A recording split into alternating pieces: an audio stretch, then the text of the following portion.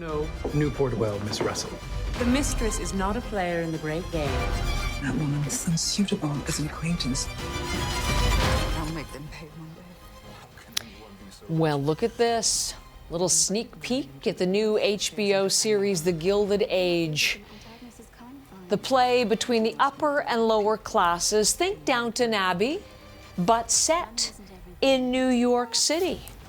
Oh, and Eli has seen it already, and he's here with us for a Friday morning to tell us more. Great to see you today, Eli. Hello. Hey, Heather. Hello, hello. A lot of corsets. The corsets are back. Yeah. The dresses are sumptuous, as is the dining. Well, what about the setting? Tell us all about it. I mean, it's quite surprising. We start in Central Park. There's sheep. There's sheep.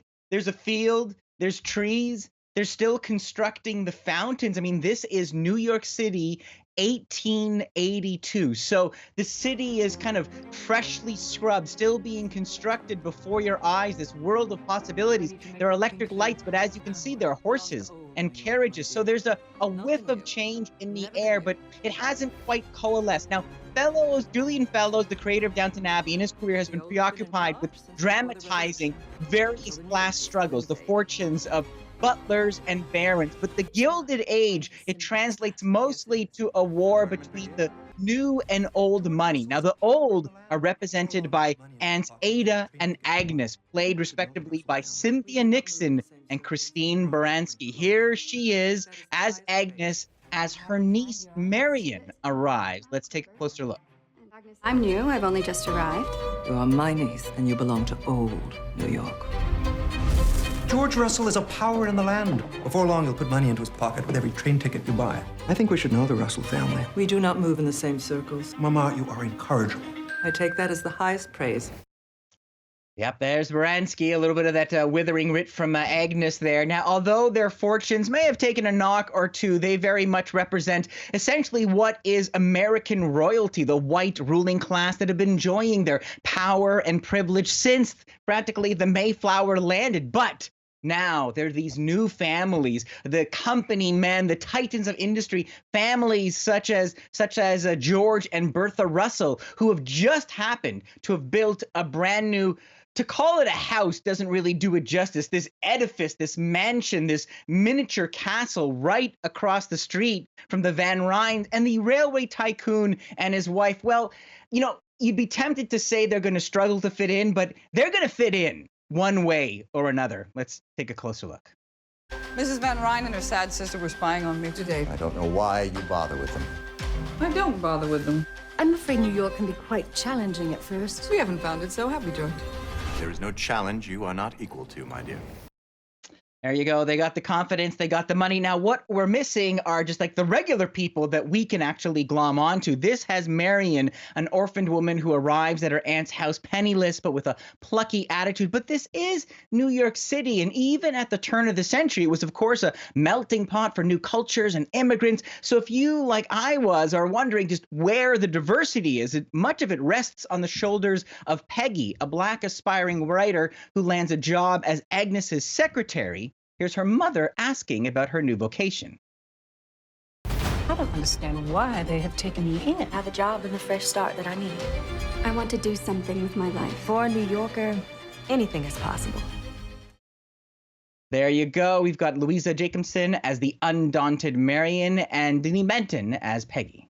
You use the word sumptuous, Eli, and there's no doubt for fans of Downton Abbey or fans to come of this series. I mean, people love to luxuriate in the lifestyle. So does it deliver on that, The Gilded Age? It does, Heather, and then some. If anything, for the first 3 hours I watched of this series, we are firmly ensconced in the bubble of privilege. Every house, a mansion, every dinner, 5 courses. The biggest crisis is whether to move the charity auction from the hall to the hotel or when to plan the coming out party for Lady Bertha's daughter. Will there be enough guests to eat the lobster salad? Spoiler alert, no, there isn't. So if it's decor or escapism that you're after, The Gilded Age will drown you in fine frocks and amazing decor. As with Downton Abbey, Julian Fellowes' previous series, each house has its own downstairs staff, French cook, butlers, maids, and whatnot. They have their own schemes and lives,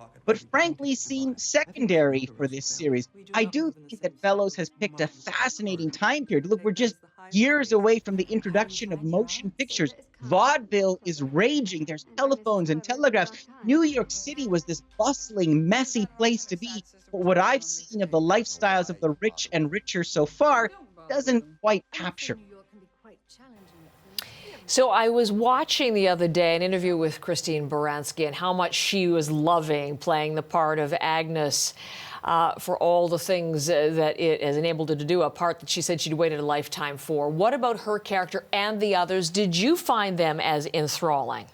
Love Baranski. I think it's a wonderful vehicle for her, and certainly she is a highlight, just that kind of withering wit and her command, her kind of steely-eyed glare at her family and how she's trying to hold on to her, perhaps what's starting to kind of shrink her empire in this city. Now, I love her, not so much Cynthia Nixon, who seems, cast as this shy and timid but kinder sister, very much in the shadow of Agnes. Feels like a bit of a stretch for Nixon. Maybe she was trying to show us something new, but it doesn't quite fit. Now, Marion, as the linchpin for our attention, has the kind of spark that you want in a main character. But when it comes to the experience of Peggy, again, it feels like a missed opportunity. If she's supposed to give us a window into the Black experience in America, it feels as if the writers were too worried about ruffling the audience's feathers. I mean, Peggy is accepted by the aunts all rather easily. The biggest challenge she faces is a few glares or hushed whispers. Now, there are some hints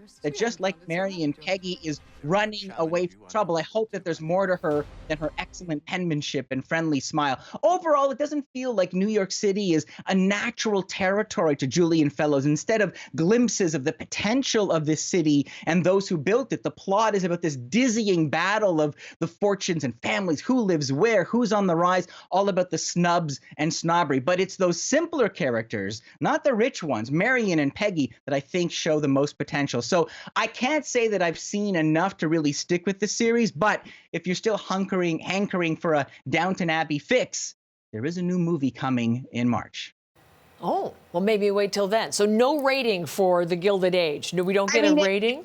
If you pin me down, I would give it I don't know, 3.5 crystal glasses out of 5, something like that. That's okay.